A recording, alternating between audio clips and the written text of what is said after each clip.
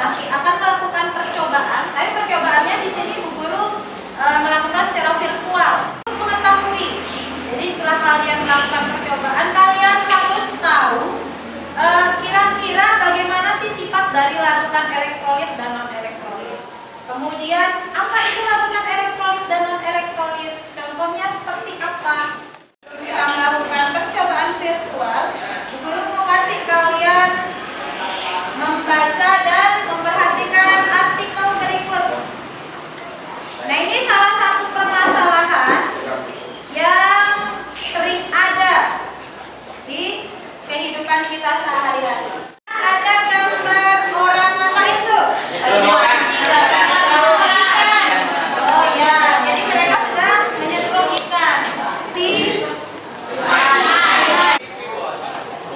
Nah, ini gambarnya nih. Ini ada nelayan yang tewas. Ini nelayan yang tewas. Nah, coba diperhatikan alatnya di sana. Alatnya, iya. Jadi alat ini dikondisikan untuk bisa menyetruk ikan. Nah, nanti alat ini akan Bu Guru perkecil dalam bentuk virtual. Kira-kira menurut kalian apa yang menyebabkan hal itu terjadi? Najwa, merupakan larutan elektrolit yang bisa menghantarkan listrik.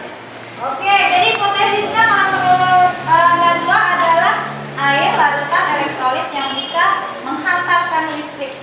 Baik, untuk membuktikan jawaban dari Daniel sama Najwa, sebentar kita akan mengadakan praktikum. Nah, di sana akan ada banyak larutan yang bisa kalian coba. Kalau begitu, Bu Guru langsung aja deh.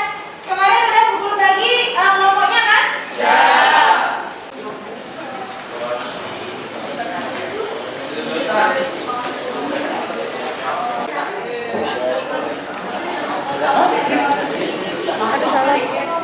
Pilih larutan, kalian tinggal klik tombol yang ada di sini.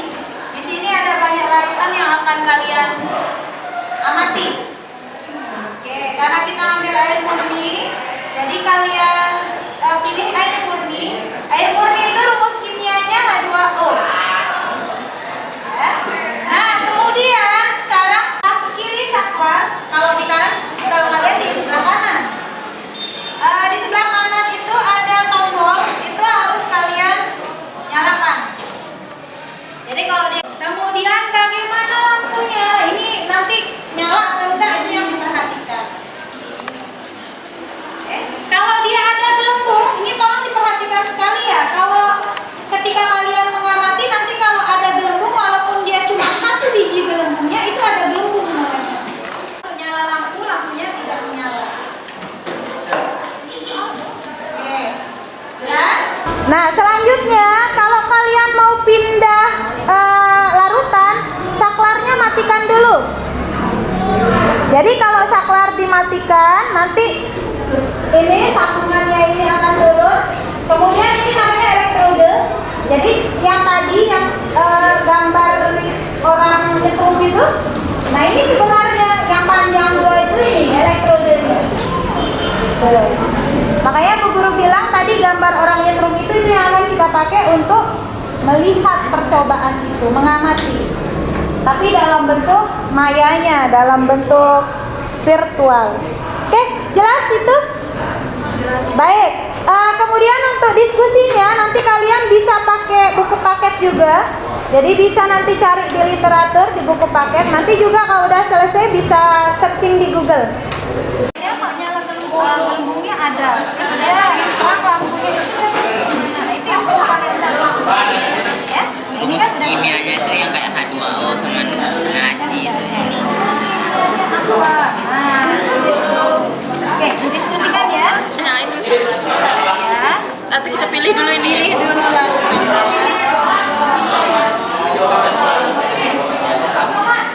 Nah, misalnya larutan garam. Terus Dinyalain saklarnya dinyalakan. Tombolnya yang diklik nah gitu. Nah, kelihatan kan? Di sana itu kelihatan kayak ada gelembung di elektrodenya, terus elektrodenya nyala. Nah, kalau seperti karena terhubung apa? Terhubung listrik. energinya. Energinya. Oke, itu sekarang yang perlu kalian diskusikan. Kenapa dia bisa timbul gelembung dan adanya lalat? Bisa ya? Oke, silakan didiskusikan. Asam asetat.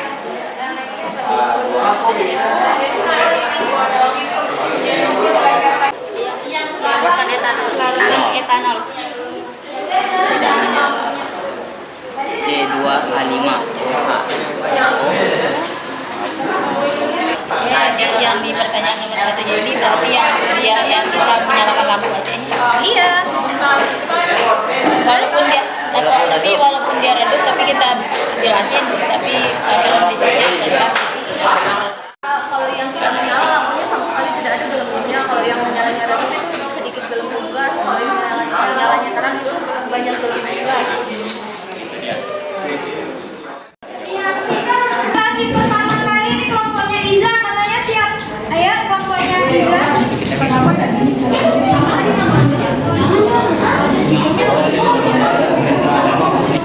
Bismillahirrahmanirrahim. Assalamualaikum warahmatullahi wabarakatuh. Waalaikumsalam warahmatullahi wabarakatuh. Di sini kami dari kelompok 5 akan mempresentasikan hasil kerja dari kelompok kami. Hasil pengamatan tabel nomor 1 air murni atau aquades. Rumus kimbanya H2O, pengamatan pada lampu tidak menyala, pengamatan pada elektron tidak ada gelembung. Elektroda yang kedua garam. Rumus kimianya Cl, pengamatan pada lampu menyala, pengamatan pada elektroda terdapat banyak gelembung. Larutan etanol C2H5O, lampu tidak menyala, tidak ada gelembung. Baik, berikutnya kami akan menjawab yang ada dari pertanyaan yang di sini, yaitu pertanyaan yang pertama, larutan apa saja yang dapat menghantarkan arus listrik dan tidak dapat menghantarkan arus listrik? Di sini jawaban kami yaitu ada larutan garam, asam klorida, asam asetat, tetapi daya hantarnya lemah. Ada natrium hidroksida, daya hantarnya kuat. Tanda-tanda larutan dapat menghantarkan arus listrik. Pertama, lampu menyala saat diuji coba dan terdapat gelembung saat diuji coba. Perkirakan mengapa beberapa larutan dapat menghantarkan listrik? Karena mengandung ion yang dapat bergerak bebas dan ion tersebut yang menghantarkan arus listrik kepada lampu dan alat yang dimasukkan ke dalam air. Baik, mungkin sekian dari kelompok saya. Ada yang mau bertanya? Oke, silakan Daniel. Mengapa air laut dapat menyebabkan ikan-ikan mati dan nelayan kesetrum? Karena garam itu dapat menghantarkan arus listrik karena mengandung ion-ion yang dapat bergerak bebas dan ion-ion tersebut dapat mengalirkan arus listrik. Otomatis ikan-ikan itu bisa tersetrum dan juga nelayan juga bisa tersetrum. Itu gimana, bisa diterima? Oke, mungkin sekian dari kelompok saya. Kurang lebihnya kami mohon maaf. Wabillahi taufiq wal hidayah. Wassalamualaikum warahmatullahi wabarakatuh.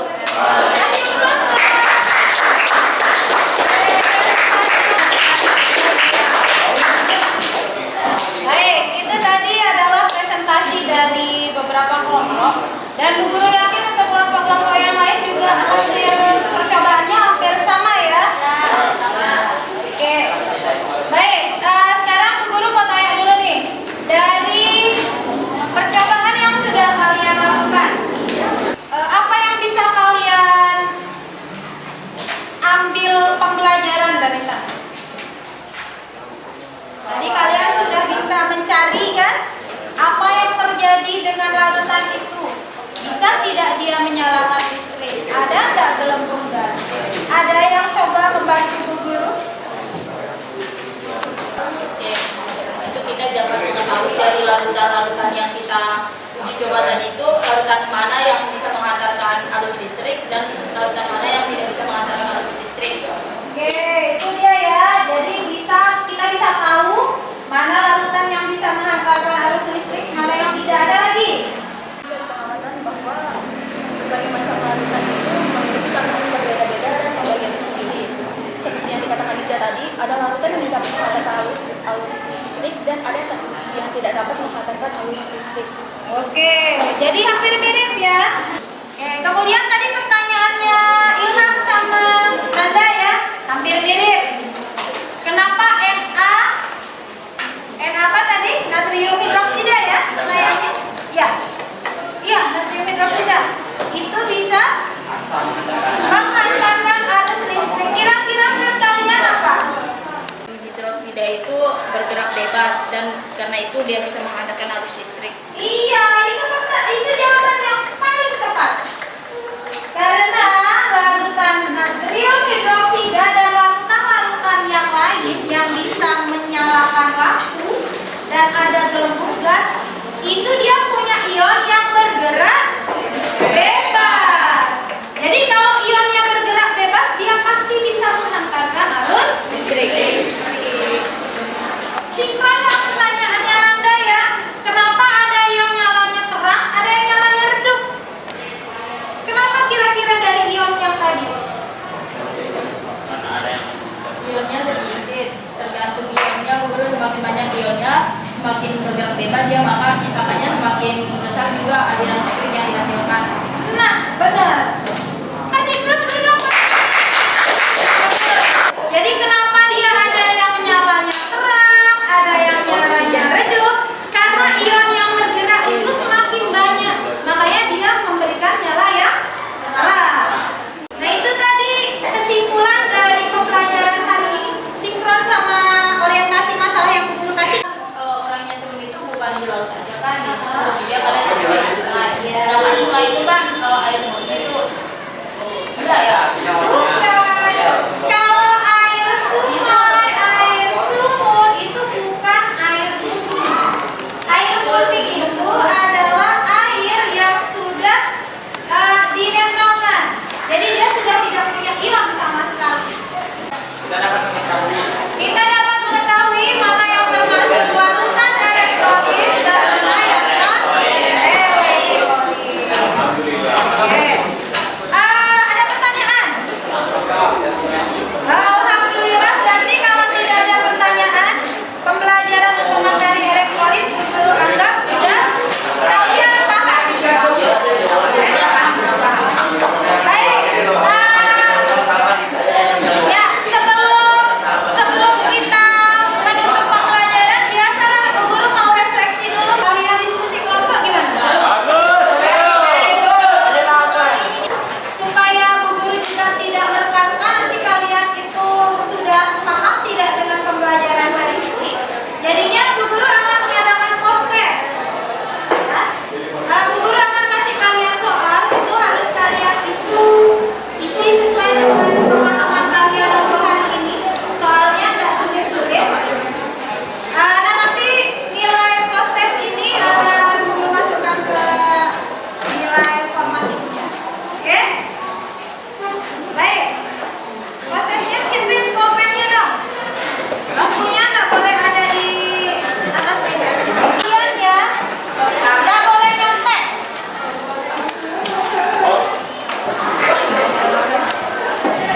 Ya, langsung disilang di halaman yang benar ya. 5 menit dari sekarang. Oke, baik, waktu kalian sudah habis. Ayo silakan dikumpulkan. Sampai nomor 7. Udah, oke. Ayo.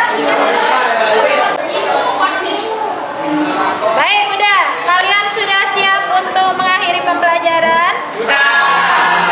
Nah, ada baiknya sebelum kita pulang, kita berdoa dulu. Ya.